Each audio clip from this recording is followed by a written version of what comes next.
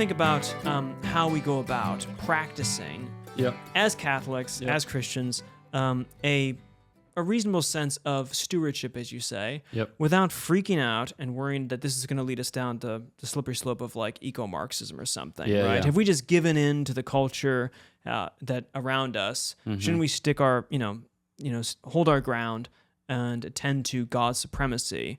Like, are we giving in any way in this kind of way, in this area? Yeah, as I see it, we've got perfection, consumption, and contemplation as the kind of finality of our engagement with the environment. So perfection, like each thing has its proper perfection. Rocks do well to be rocky, and plants do well to be planty, and animals do well to be animally. And that we can exercise a certain stewardship over each aspect of creation in helping it to fulfill its nature. So like the way in which we protect endangered species. It's like, well, it's good that these things exist. Maybe they ought to keep existing. So that's going to govern some of the ways in which we interact with our environment. But there's also a sense in which like that perfection is also to be had in coordination with higher creation. So the lower is for the higher. And then that gets us into consumption, not just like, I'm going to consume everything because I have a right to all of it. So like the Lord's is the earth and its fullness, but he's entrusted it to our care. He's set us over the garden to cultivate it. And so like you can, respect stones and their stoniness, or you can also put them in the facade of a cathedral.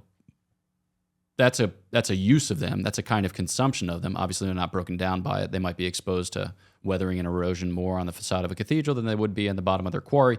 Nevertheless, like there's ways in which we can profitably interact with it. So there's a teleology whereby we can bring creation to its perfection.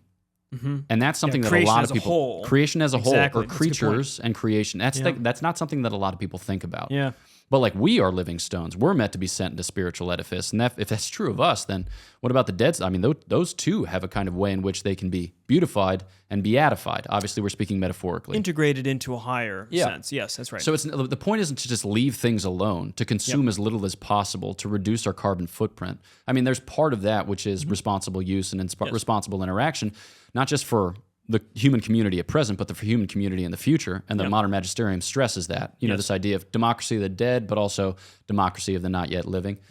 But then this like final piece is like, all right, this is all also addressed to us for our beatification, not just at the level of their perfection, our consumption, but at the level of contemplation. Because when we consider creation like creatures in their ecosystematic harmony, it's meant to direct our gaze ultimately to God, because that brings us back to the first point. This is a gift. We're meant to receive it, and the logic of it is actually intelligible. Well, it's potentially intelligible, but it becomes actually intelligible in our cognizing. That's an overly complicated way of saying God means to impress us with the manifest testimony of his glory in creation, and that these things, in a certain sense, fulfill their purpose as cognized intelligently by humans who exercise their priesthood in the rational order. So, like, we're meant to marvel at creation.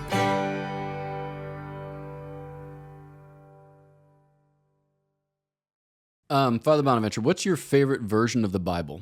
Ooh, English Standard Version, Catholic Edition. Okay, when was that published? Sometime. Okay, recently? Not too recently? Yeah, some time ago. Okay. India uses it for the lectionary. Okay, do any other countries use it? Nope. Maybe? Oh, England is going to use it, I think. Are they really? Random news. This is great. I don't know. So other things that you want to share with people? They should subscribe to Godsplaining. Yeah, they should.